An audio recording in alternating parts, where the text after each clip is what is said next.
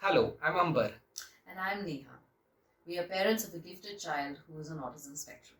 For our YouTube channel, we want to help parents with children on the autism spectrum learn more about autism, avoid a lot of myths that are there around autism, and provide a lot of strategies and tips that can slightly ease the parenting journey for you.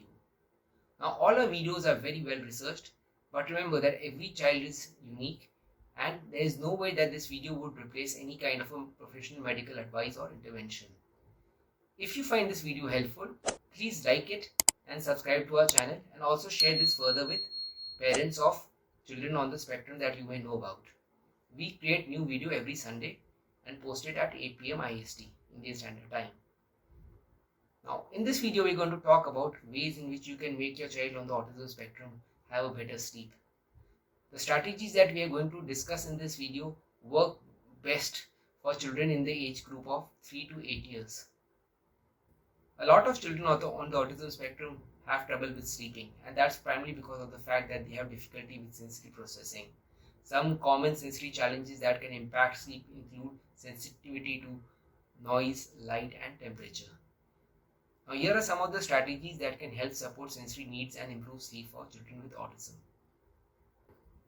Children with autism, they really face a lot of difficulty in sleeping on time. They take a lot of time to get into the routine. They try to understand things, but it's not happening for them.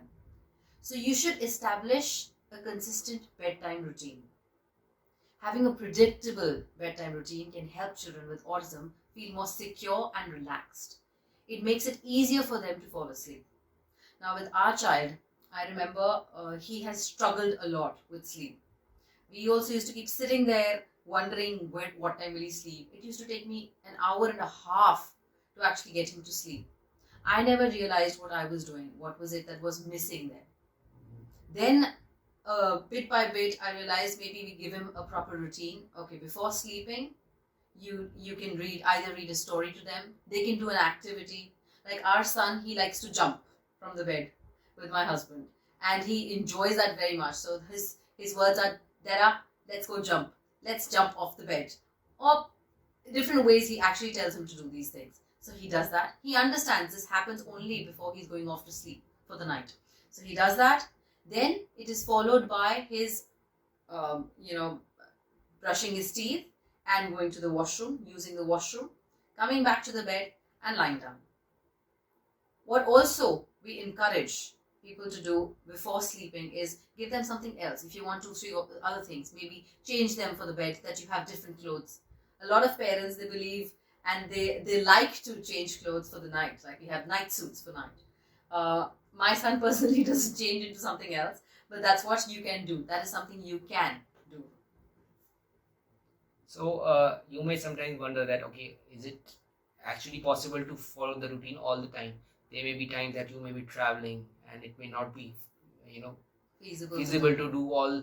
Say, suppose your child does these 5 things before sleeping, so it may not be feasible to do all these 5 all the time. But yes, try as much as you can to incorporate as many activities out of those, say, 5 or 6 as possible, even if you are traveling, or things like changing to the night suit, brushing his teeth, going to the washroom, and probably reading a book before the bedtime. These are something that can be carried out every day, irrespective of where you are, whether you are traveling or you are in a different place. So that really helps. Now we need to create a healthy environment, a sleep environment, an environment where they are happy. When they try to sleep, it's very difficult. You should keep it clutter free. But in case of our son, he likes to take his toys to bed. So you can give him or give your child. Maybe he likes to take his dump truck to sleep. There are times that he likes to take his police car to sleep. He likes to take it along with him, put it next to him, and sleep along with it. What actually helps him is a blanket on his head. He enjoys that. He enjoys shutting out everything, all kinds of lights. He likes little, very soft music in there at that time. And the temperature, it should be good. It should be according to them. Don't think of yourself. If you are feeling hot, it's not necessary that he's feeling hot. So you have to take care of that. The moment you do that, you will see the kids, they fall off to sleep like this. It doesn't take too much time. We also use curtains. Curtains, yes, we all use curtains, but we also block out the sunlight. For especially in summers, we have to put brown paper, or we have to put in some maybe a double curtains, or so that there's no light which disturbs him. Because a little light also, very early in the morning, he really wakes up as soon as possible. So we all must try something like that because they are sensitive to light. We should also limit their screen time before bed. Now, screen time doesn't mean that you say that okay, just it doesn't include television like that, because it's not very close. But yes, any time before sleeping, if they want to watch television, give it to them. Let them watch something which is soothing. Try to avoid violence.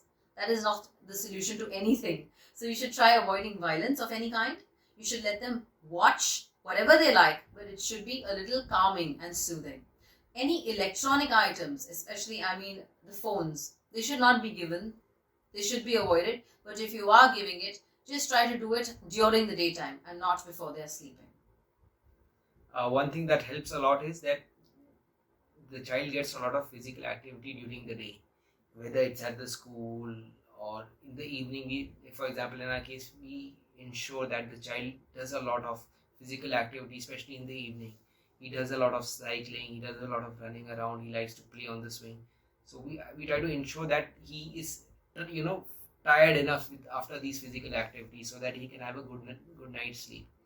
Now remember, if your child is over 5 years old and is napping in the afternoon, it is very important to try to keep those naps very short, maybe for 20 to 25 minutes, 30 minutes.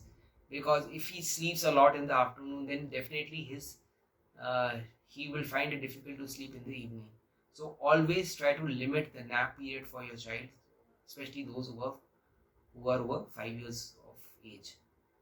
You should in fact avoid naps altogether. We've not been making him sleep for the past, I think, I don't know, since he was 3.5 or 4. We got rid of his naps, and I think that is one of the reasons that he's able to sleep by 9:30 at the max. I mean, there are exceptions. For example, sometimes we will go for a long physical activity on a Saturday. We will go for long walks in the forest, or do some kind of a rock climbing and all.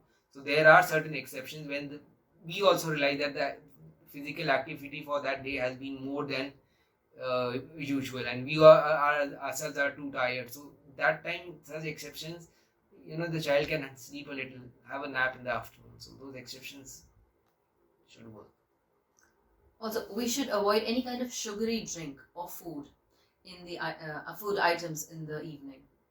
We have noticed it in our own child. There have been times when he has maybe had a maza, a drink, late in the evening. It affects his sleep. If it's during the day, it's absolutely fine. He eats ice cream every day in summers.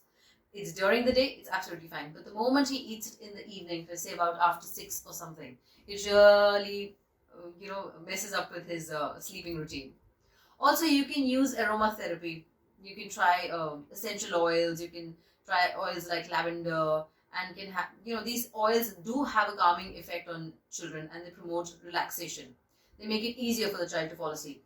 Now, this is something we've not tried personally, but we know of a lot of parents who really claim that these things do work. So I think it's worth a shot. Soothing music, as I said earlier as well, that really helps. My son, our child, he before sleeping, he likes to listen to, let's say, Hanuman Chalisa, a little bit of he likes relaxing music as well. He will listen to Mozart music and other maybe prayers and chantings. They also really help. They calm the children down. In our case, it has really worked.